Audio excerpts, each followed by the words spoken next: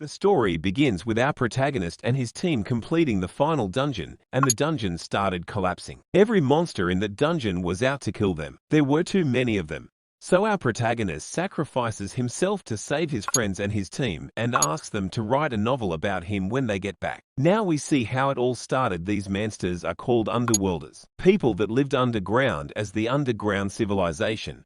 A completely different civilization from the ones humans had established above ground. And after living underground for thousands of years, they started appearing on the surface. Due to the sudden invasion by underworlders, humanity was faced with the crisis of imminent annihilation. Humanity fought back, but no weapon that humans possessed was able to inflict damage on them, because they possessed mystical powers that even nullified strong military weapons. But because of the mystical powers that underworlders possessed, soon started affecting humans, and the situation was now changed because now humans could fight back. These humans, who got the mystical powers themselves, were called superhumans, and they fought back against the underworld civilization while taking down the underworlders' dungeons one by one. And at long last, it was time for the last dungeon. Humanity's 7 strongest superhumans were part of this team, whose leader was obviously our protagonist. After completing the final dungeon, the 7 superhumans came to be called the 7 heroes that saved humanity. The 6 heroes that came back became a worldwide stars, while the dead hero Sumunyub became a legend.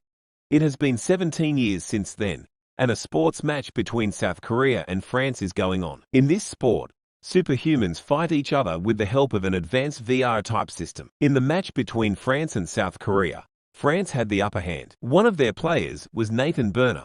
He is in the top 3 of the strongest superhumans in this sport. He was able to get 6 kills against South Korea alone, and the only one left was Haein, daughter of one of the 7 superheroes. She attacks Nathan with her whip, but he easily dodges it and kills her, saying, "You'd never be able to defeat me with a team like this." And with that, France wins the match with the perfect score of 0-11. Everyone in Korea was furious with this shameful performance of the team. We see a man who was truly frustrated with the match. This man is Baek Jae-ho, one of the 7 superheroes, and this is the 3rd loss since he became the head coach of the national team. He had given up on this team and was going to resign during the interview, but before that, he gets a call from association president who tells him something very shocking. We see a man falling from the sky near Sumunyub's statue. It was Sumunyub himself. We see a glimpse of the past where Munyub tries to stop the underworlders from going after his team, and when the dungeon gate was finally closed, he challenges them to fight him to death. Munyub wakes up in the hospital and freaks out, knowing it's 2022. Not 2005. It seems like there was some kind of space-time distortion. For Munyub, it's only been a week or so, but in actuality, he was gone for 17 years. Munyub gets annoyed after seeing so many reporters. He asks the nurse for a mirror and was very confused to see that he hasn't changed a bit. After some thought, he asks the nurse about his properties. Everything that Munyub had was either donated to child support or some other charity. After hearing all this, he was speechless. After all this, he uses his eyes of analysis to check his body's condition. This ability allows the user to visualize the talents of living creatures. This is the superpower that made Munyub the strongest superhuman in the world. These eyes not only check the target's current ability, but also their potential ability in the future. He even trained Jae-ho, one of the 7 heroes, with the help of these eyes. He finds out that due to his fight in the last dungeon, he was able to unlock a broken ability, Immortal. Then Jae-ho comes there. He gets emotional seeing Munyub alive. After some chatter, Jae-ho tells Munyub about his profession of being a head coach. He shows Munyub a match from the battlefield tournament. In this sport, they materialize a dungeon in virtual reality. He tells him about how important this is for any country, and that the high-ranked players can be compared to 7 heroes. Then Munyub asks him what place is South Korea, expecting them to rank pretty high, to which Jae-ho answers, dead last. Munyub was disappointed hearing this. Jae-ho explains to Munyub that how because of all the politics and all kinds of BS, South Korea, which used to be the strongest in the world, is now dead last. Then Jae-ho asks Munyub to join him, but he refuses instantly and says that now he just wants to live a peaceful life. He sees a picture of Haein and compliments her on how hot she is,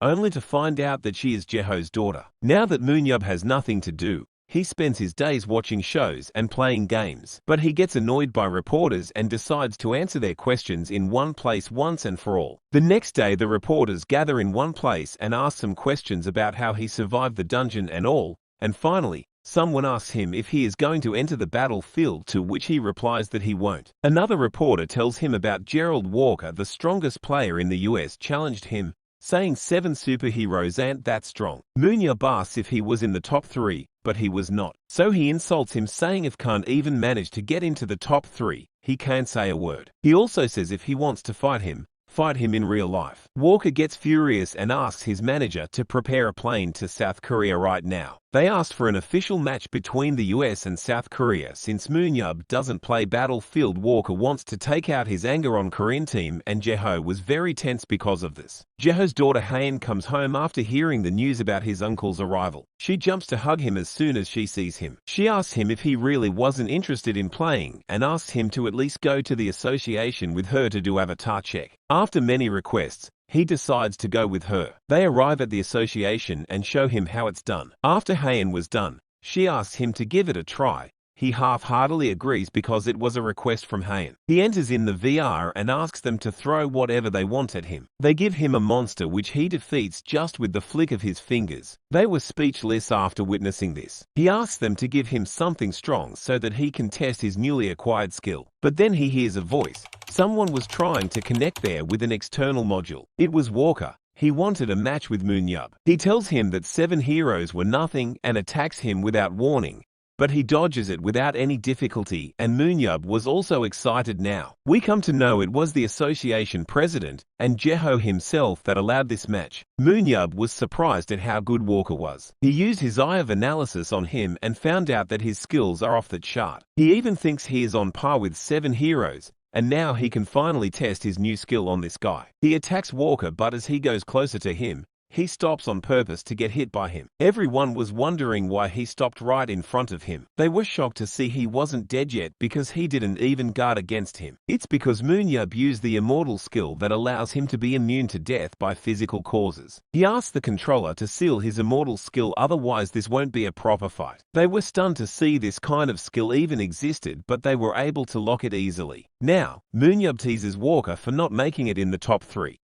Walker gets angry and attacks Munyab, and they start to fight again. Munyab comes up from behind, but Walker was even able to dodge that. Munyab was impressed by him, but he decides to end this match with the next attack. Walker loses the match, but because he wasn't just all talk, Munyab gives him some tips on how can improve his skill by turning to a smaller shield, and asks him to pay his lesson fee. Walker accepts it, but he forces him to fight him again in 2 weeks in an official match, but Munyab again denies it. They argue over it for some time, and the association president gets a sly idea. The next day they edit the conversation between Munyab and Walker in such a way that Munyab agrees to fight Walker if he would defeat South Korea with a perfect score in the next match. Munyab was stunned to hear this news for the first time himself and gets angry. Munyab confronts the association president on how they edited out all the where he declines to fight. President apologizes for this incident and explains the situation and how he couldn't deny the proposal from the US itself and all. He tells him about how if their team were to kill even one US team member, he wouldn't have to participate in the match. After a long conversion, Munyab agrees to this because he owes something to the president. President promises to keep his promise to Munyab, but Munyab was unaware of the fact that the US has already won 3 times with a perfect score of 0-11 against South Korea. The next morning, Munyab sees Jeho training Haen. He uses his eyes of analysis on Haen and finds out Jeho is wasting his time on training Haen on the skills she already has reached her potential. He thinks if Haen, the ace player of the team, is in this state, then he might have to enter the battlefield. So he decides to train Haen from now until the day of the match. On the other hand, Walker also gets strong because of Munyab's advice and decides to compensate him with $10 million. He was persistent to fight Munyab. It's finally the day of the match. Everyone was excited because if the US team won with a perfect score, they will get to see Munyab, the strongest hero, in action. This match will commence in the dungeon, the Palace of Mata Boni, and these are the rules on the screen. Then round 1 begins. US team starts to engage with the skeletons on the first floor, while the Korean team ignores the skeleton and goes straight for the first floor boss.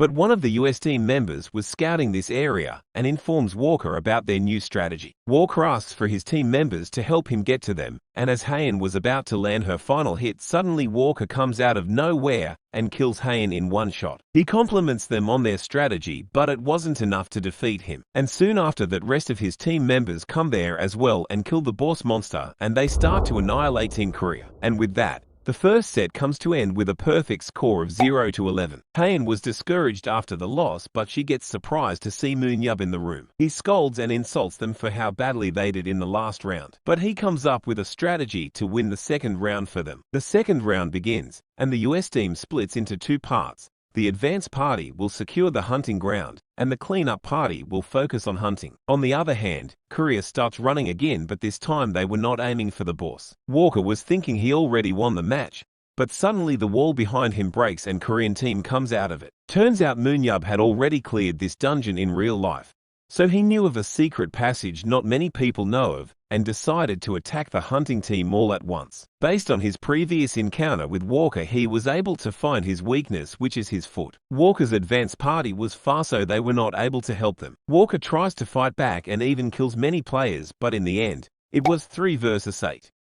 Korea sacrificed 7 people to kill 3 players of the US team. Heian attacks Walker's leg, making him fall on the ground. Seeing her improve this much in such a short amount of time, he asks her if she also got training from Moonyub. Heian kills Walker, and with that, they were able to kill 6 players of the US team. Korean team eventually lost the match, but it was a win for everyone.